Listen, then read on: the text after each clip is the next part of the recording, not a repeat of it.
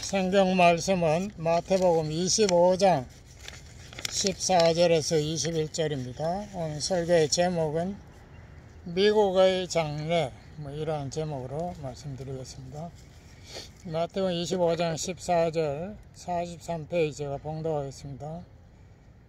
또 어떤 사람이 타국에 갈지 그 종들을 불러 자기 소유를 맡김과 같으니 각각 그 재능대로 하나에게는 금 5달란트를, 그 하나에게는 2달란트를, 하나에게는 1달란트를 주고 떠났더니 5달란트 받은 자는 바로 가서 그것으로 장사하여 또 5달란트를 남기고 2달란트 받은 자도 그같이 하여 또 2달란트를 남겼으되 1달란트 받은 자는 가서 땅을 파고 그 주인의 돈을 감추어 두었더니 오랜 후에 그 종들의 주인이 돌아와 저희와 회개할세.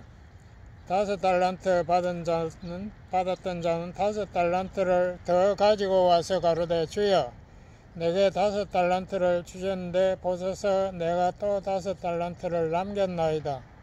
그 주인이 이르되 잘하였도다. 착하고 충성된 종아, 내가 작은 일에 충성하였음에 내가 많은 것으로 내게 맡기리니 내 주인의 즐거움에 참여할지어다 하고. 아멘.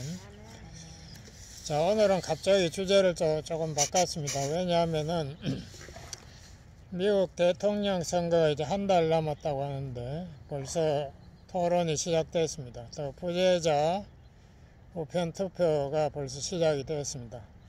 그래서 우리가 한국 사람이지만 미국에 와 사니까 미국의 당면한 문제를 제대로 알고 우리가 투표해야 되겠다 이런 생각이 들어서 미국의 장래와 지금 현재 문제에 대해서 말씀을 드리고 싶습니다.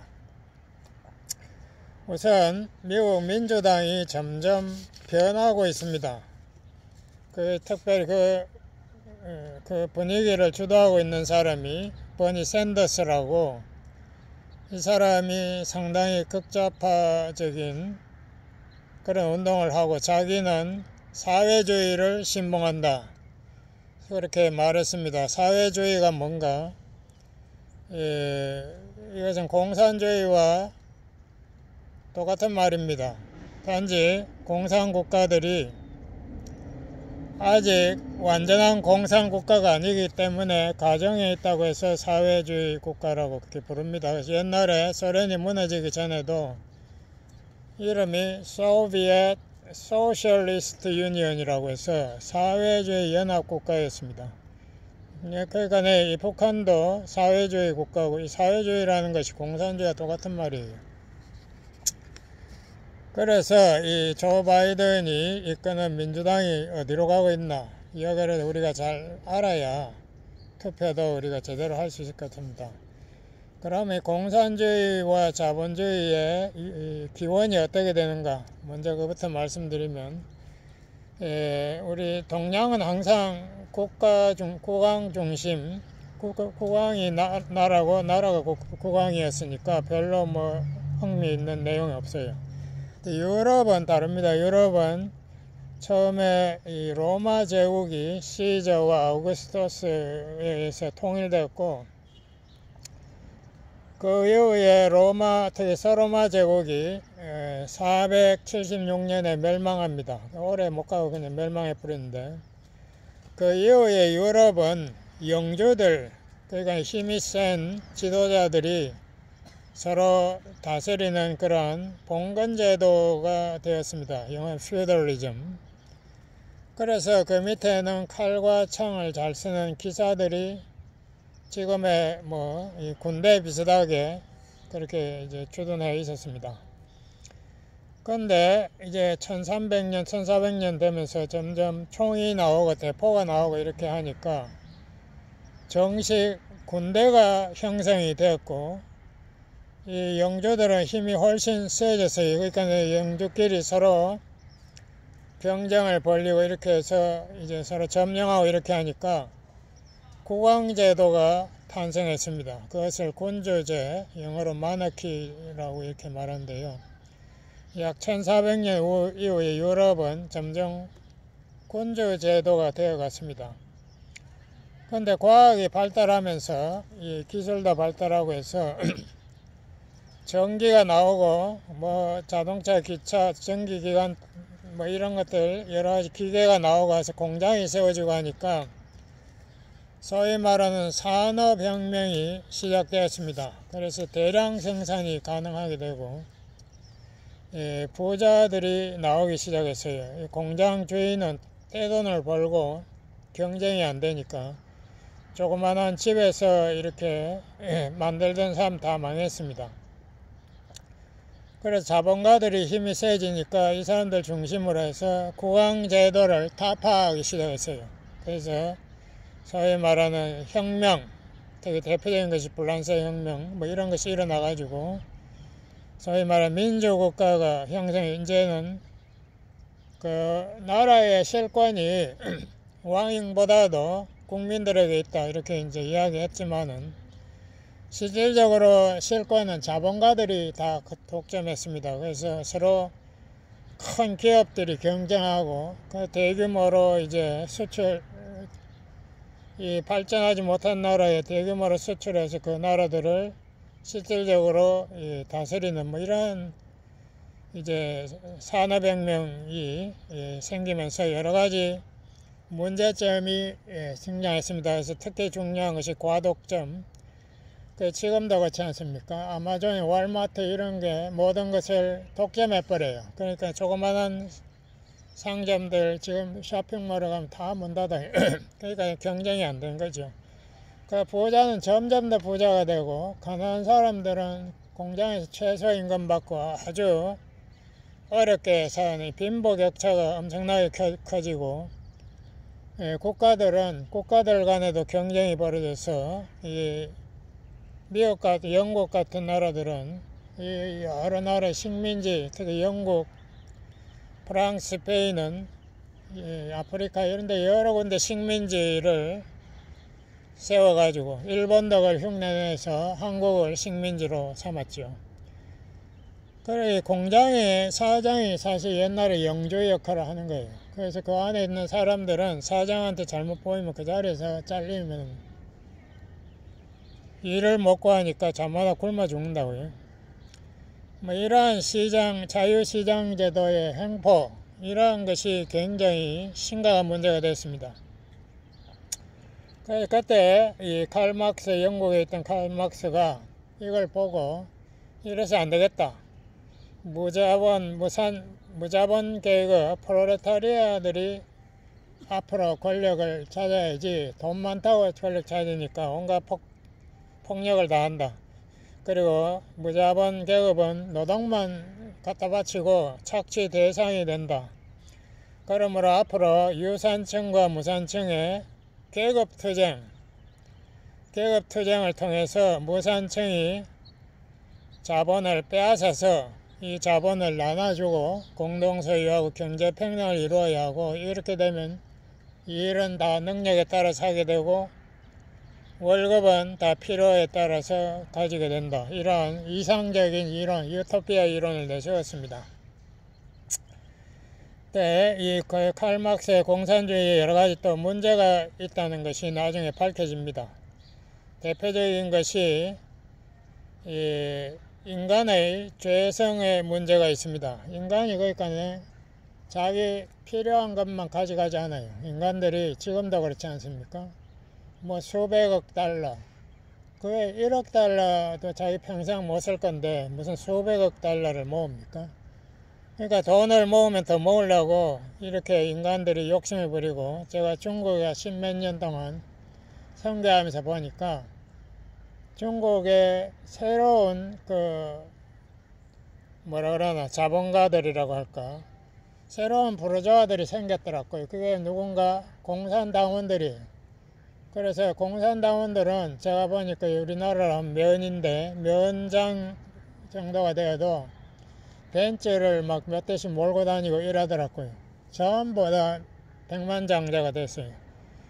그 공산당원이 아닌 사람들은 공장에서 최소 월급 받고 일하고 1년에 한 번도 뭐 쉬는 것도 거의 없고 제 강의를 번역한 조선족 그분이 북경대학 교수였는데 은퇴했다고 그러더라고요. 그래서 은퇴하면 월급을 연금을 얼마나 받나요 이러니까 옛날에 내가 북경대학 가르칠 때보다 월급 더 많이 받아요 이러더라고. 아이고 그런 제도가 다 있느냐고. 어떻게 그렇게. 자기가 공산당원이기 때문에 그렇대요. 그러니까 이게 이제 옛날에 김정일 북한 괴수가 다스릴 때 소위 300만이 굶어 죽었지 않습니까? 그때 외국 기자가 인터뷰를 했습니다. 김정일한테. 아니 이렇게 많은 사람이 굶어 죽는데 당신은 왜 걱정도 안 하고 이렇게 웃는 얼굴로 편하냐? 김정일이가 대답하기를 나는 그 사람들에 별 관심이 없어요. 내가 돌봐야 될 사람은 우리나라의 7%인 100분의 7인 공산당원만 내가 잘 대우하면은 우리 북한은 안전합니다. 이렇게 대답하더래요. 그만큼 인간의 죄성의 문제가 공산주의 이론에는 나오지 않아요. 칼 막스는 그런 거 모르니까. 그리고 공산주의는 윤리를 강조하지 않습니다. 도덕 윤리가 중요하지 않아요. 결과가 중요해요. 결과가 방법을 정당화한다. 우리 예수님은 그렇게 말하지 않죠. 칼을 휘두른 자는 다 칼로 망한다라고 했는데 공산주의는 그렇지 않아요. 사람을 자본가들을 다 죽이더라도 우리가 그 자본을 뺏어야 된다. 이렇게 가르쳤죠.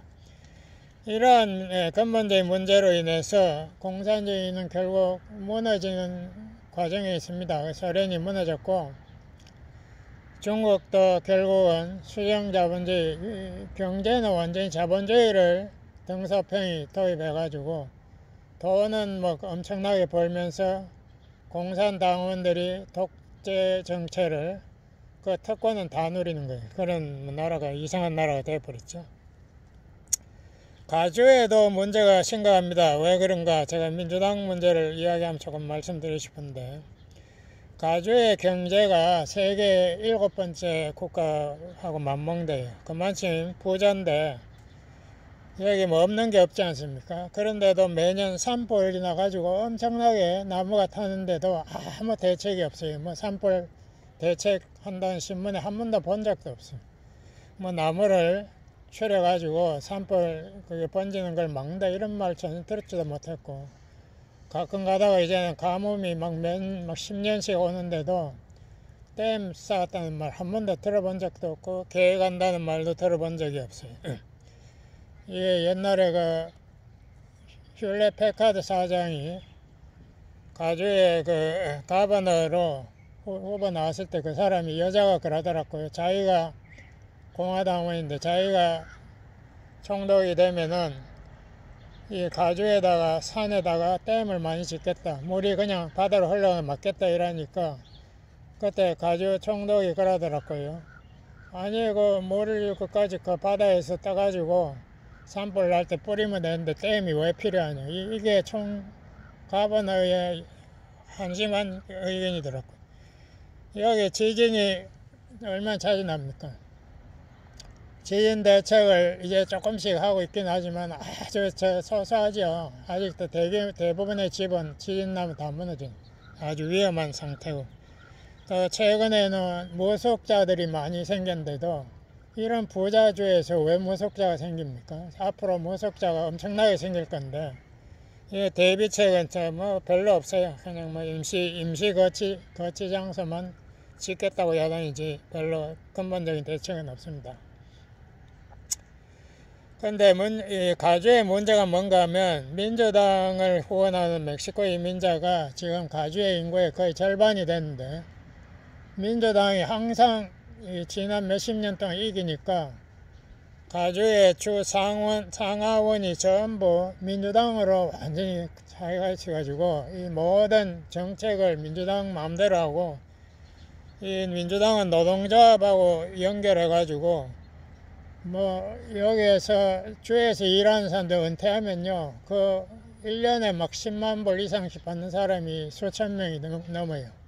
엄청나게 받아먹고 이렇게 부정부패가 가득한 초가 되니까 돈이 이렇게 없는 거예요. 이게 민주당만 그런 게 공화당도 마찬가지. 공화당이 만약에 몇십 년 장악했다면 똑같이 행동을 걸었고, 이 권력이라는 것은 오래 있으면 반드시 부패하는데 공산주의는 거기에 대한 대책이 아무것도 없습니다. 민주주의 공화당에서는 거기에 대한 대책이 있죠. 그래서 상권 분립, 그래서 입법부, 사법부, 행정부, 재판, 사법부, 행정부가 서로 견제하도록 헌법을 정해놨는데 공산주의는 그런 게 없어요. 그냥 민주당은 인기 정책을 따라갑니다. 그래서 웰페어, 메디칼 이런 거를 무진장제 한국에서 오시는 노인들 보면은 죄송하지만은 대부분이 다 집은 있던데 집을 벌써 자식에게 물려주고 자기는 웰페어 받는다. 저번에도 장로님 그러더라고. 그 집이 저 세리토스에 아주 2층집 부잣집인데도 뭐 그렇게 장로님인데도 따뜻해요. 하나도 부끄러운 게 없어. 그렇게 인기 정책을 써가지고 아르헨티나, 베네수엘라, 큐바 이런 게 다 경제적으로 몰락했죠. 국민들 좋아하는 것 막 퍼주면은 표를 찍어주니까. 한국도 지금 현재 문재인 정부가 그렇게 하고 있습니다. 그렇게 하니까 막 표가 몰려드는 거죠. 나라의 빚은 엄청나게 많아져도. 그래서 소련이 이제 결국 고바초프가 안 되겠다 이래가지고 처음으로 공산당 외에 다수당을 인가를 했습니다. 그렇게 하면서 소련이 무너진 거죠. 그리고 중국도 덩사평이 나오면서 모택동 정책이 실패했다 인정하고 처음으로 자본주의를 수입하게 됩니다. 그럼 미국의 공화당과 민주당의 역사가 뭔가 이것도 조금 알아야 되니까 제가 소개하면은 원래 민주당은 처음부터 토마스 제퍼슨 3대 대통령 때 조직이 돼가지고 처음부터 굉장히 강했습니다. 근데 민주당이 원하는 것은 개인 자유, 주정부의 권한, 연방정부보다 주정부의 권한을 주장하고 이것은 소수민족, 이민자 이런 사람들을 환영했습니다. 이 부자들에게서 세금을 뺏어가지고 가난한 사람들을 나눠주자 이건 좋은 거예요. 그렇게 하겠다는 게 민주당인데 그리고 흑인 민권운동을 지지했고 또 아까 말한 대로 노동조합, 레이버 유니언 이런 거를 상당히 도와주고 웰페어 그리고 또 소수자니까 동성애자 이런 사람들과 한패가 되었습니다. 상당히 진보주의가 되었고 그 미국의 그 교육의 역사를 조금 알아야 되는데요. 대표적인 사람 하워드 진이라는 사람이 있습니다. 역사학자인데 이 사람 미국의 민중역사라는 유명한 책을 썼어요. 이 책이 고등학교와 대학교에 거의 필수 교과서가 되었습니다. 근데 이 책이 1980년에 지었는데요. 수백만 권을 사람들이 사서 읽었는데 이 내용이 뭔가 하면은 콜럼버스가 영웅이 아니다. 콜럼버스는 옛날에 와서 인디안 대량 학살한 잔인한 살인자다. 그리고 그 다음에 나온 유명한 앤드류 잭슨 대통령 이 사람이 또 인디안을 쫓아내 가지고 전부 인디안 구제지역으로 몰아넣었고 그 다음에 미국에서 아프리카의 흑인들을 노예로 수백만을 잡아와 가지고 노예 제도로 해서 흑인을 착취했고 결국 남북전쟁이라는 것도 흑인을 해방시켜 준 거 없다 이거 그 말은 맞아요. 흑인 해방시켜 준 건 말만 그렇게 한 거고 북쪽에는 공업 남쪽에 농사니까 공업 지역들이 농경 지역을 착취하기 위해서 남북전쟁이 벌어졌던 거예요. 그거 사실이고 그 다음 2차 1, 2차 대전도 다 유럽에 미국이 침략해서 자본주의 물건을 더 많이 팔아먹기 위해서 침략했다. 대표적인 게 월남전도 결국 월남을 위해서 간 게 아니고 미국의 자본주의 확산하기 위해서 침략했다. 그 미국의 역사는 강자가 약자를 착취한 역사고, 미국의 역사는 제국주의 식민정책의 역사다. 이렇게 완전히 일방적으로, 물론 그런 것이 면모가 어느 정도 있긴 있지만 미국은 심하지 않습니다. 유럽에 비하면 아무것도 아니고, 유럽은 엄청나게, 특히 영국이나 네덜란드로 시작해서 스페인 이런 나라들은 엄청나게 해먹었죠. 프랑스도 그렇고. 그에 비하면 미국은 뭐 출발이 늦어서 그런지, 하여튼 미국이 뭐 점령한 나라는 스페인하고 여기 뭐 웨스트 인디즈 거기 섬 몇 개 점령한 것밖에 사실 큰 그건 아닌데, 이 미국 정부가 항상 약자를 착취한 이 역사를 강조하면서 흑인을 착취한다, 그죠? 그래서 이 흑인을 착취하는 인종차별 제도를 파괴해야 된다. 이 미국의 헌법 자체를 고쳐야 된다. 이렇게 주장한 것이 하워드 진입니다. 이걸 알아야 민주당이 어디로 가고 있는지를 알 수가 있어요. 이 교육을 받은 미국의 30대에서 50대, 이 사람들은 전부 하워드 진의 영향을 엄청나게 받았습니다. 그래서 미국의 큰 이 사업체들, 대표적인 사람이 조지 소로스라는 사람이 있습니다. 이 사람이 빌리어네어인데요. 이 사람이 오픈 소사이티 파운데이션이라 만들어가지고 차별받고 학대받는 사람을 위해서 매년 수십억 불을 기부를 해요. 그래서 이 사람이 블랙 라이브 매터, 흑인의 생명이 소중하다는 이 운동에다가 엄청난 돈을 뿌렸고요. 경찰 개혁하고 경찰 무기를 소지하게 못하게 하고 사형을 폐지해야 된다고 강력하게 주장하고 있고, 소수민족의 권리, 또 동성애자의 권리를 주장합니다. 비슷한 기업체들이, 대표적인 기업체가 여러분 잘 아는 아마존, 뭐 아마존 여러분 다 알고 있고, 마이크로소프트, 이 빌 게이츠가 요새 떠드는데 그 사람이 다 조지 소로스하고 한패예요.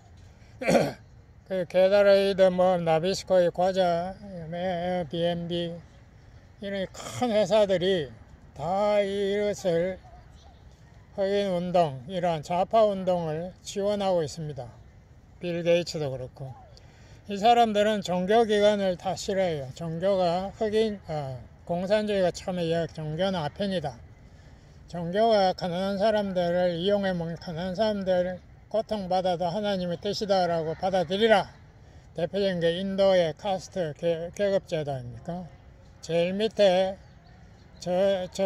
저소득층은 자기가 전생에 잘못했기 때문에 그 인과로 너희들이 고생하니까 그걸 받아들이고 열심히 일하면은 다음에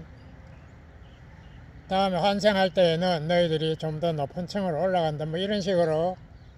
그건 인도가 가르치면서 기독교가 그렇게 가르치지 않는데, 뭐 기독교도 하나로 몰아쳐가지고 그렇게 공격을 합니다. 안티파라는 것도 바이든이 뭐 하나의 사상이라 그러는데 사상 아닙니다. 그거는 제가 백과사전도 찾아보니까, 인터넷 찾아보니까, 안티파는 독일에서 나온 운동으로 독일 공산당에 소속돼 있다가 분리돼 나온 조직입니다. 그래서 인종차별, 블랙 라이브 매터, 뭐 이런 운동에 적극적으로 활동하고 있습니다. 그래서 여러분이 블랙 라이브 매터 이런 데모하는 걸 자세히 보면요, 구성 요소에 흑인이 별로 안 보여요. 전부 백인들이 합니다. 그리고 거기에 모든 그 깃발하고 이런 거, 뭐 야구방망이 이런 거 후원하는 차들이 몇 대가 와가 있어요. 그거는 큰 기업에서 후원한 것들인데, 그거를 나눠주고 그걸 가지고 이 사람들이 데모를 하고 불을 내고, 이렇게 시애틀만 해도 지금 넉 달째 자기네들의 나라인 것처럼 그렇게 이제 소유하고, 그 민주당은 그 사람들을 저지하려고 하지 않아요. 같은 패니까. 그런 것이 이제 문제가 있다 이거예요. 자, 이런 배경을 가지고 오늘 본문을 제가 읽었습니다. 우리 성경은 뭐라고 하나? 어떤 사람은 사도행전 2장을 가지고 성경도 재산 공유를 가르친다라고 하는데 그렇지 않습니다. 사도행전 2장은 특별한 케이스지, 그 다음에 성경에 보면 너희들이 재산을 공유하라 혹은 재산을 공유했다 이런 말 한마디도 없어요. 왜냐하면은 사도행전 2장 때는 6월절 때 유럽에서 흩어진 유대인들이 대규모로 그때 와가지고 은혜 받아서 기독교인이 됐기 때문에 베드로 설교에 5,000명이나 변화됐지 않습니까? 이 사람들이 공동생활을 하는데 먹을 게 없으니까 그때는 그리스도인들이 재산을 내놔야 돼요. 그래야 이 사람들 먹고 살고 같이 신앙이 성장해야 고향에 돌아갈 거 아닙니까? 그렇기 때문에 특별한 케이스로 우리가 받아들이고, 마태복음 25장 본문에 보면은 이건 자본주의입니다. 예수님이 자본을 나눠줬다. 한 달란트. 달란트라는 게 굉장히 큰 돈입니다. 그게 금 30kg인가 뭐 큰 돈인데요. 그 5달란트 이런 걸 나눠줬다. 그 말은 내 능력에 맞춰서 자본을 다르게 나눠주겠다. 이건 완전 자본주의 사고방식이고요. 그거를 반드시 투자해서 증식하라는 거예요. 그게 자본주의 국가의 방법 아닙니까? 그렇게 잘했을 때에 충성했다고 칭찬했어요. 오히려 너에게 또 더 큰 거를 맡기겠다. 능력대로 일을 맡긴다는 게 기독교 성경의 말씀이지, 전부 다 똑같이 가지고 똑같이 나눠가지고 똑같이 일을 해야 된다. 그게 말이 안 되는 게, 말은 좋은데 똑똑한 사람들이 청소만 매일 하겠어요? 또 뭐 더러운 일 하려고 하겠어요? 다 그게 제주 피우지. 안 되는 이야기죠.